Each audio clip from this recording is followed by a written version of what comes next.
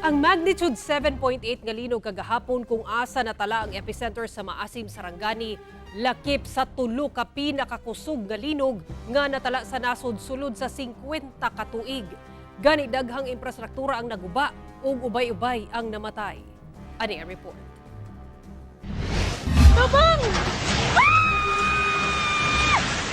Sa miaging 50 ka tuig, tulo ka higayon nga nakatala ang Pilipinas og linog nga magnitude 7.8 pataas ang gikusgon. Usa niini ang magnitude 7.8 nga linog sa Luzon niadtong 1990 kung asa ka pinlibo ang namatay.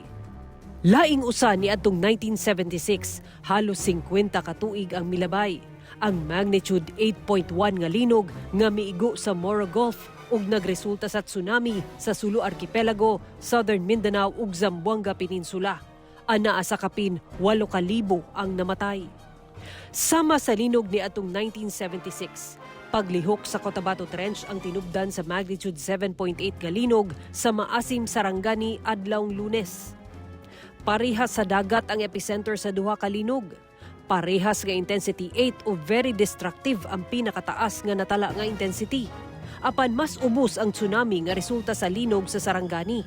Itandi ni atong 1976 kung asa 85% sa mga namatay tungod sa tsunami.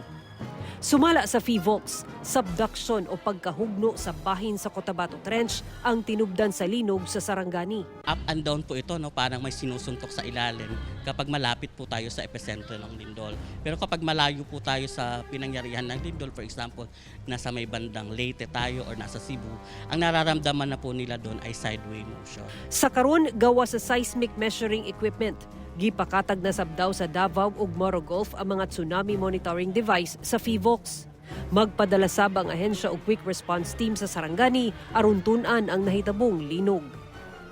Sara Hilomen Velasco, 1 Mindanao.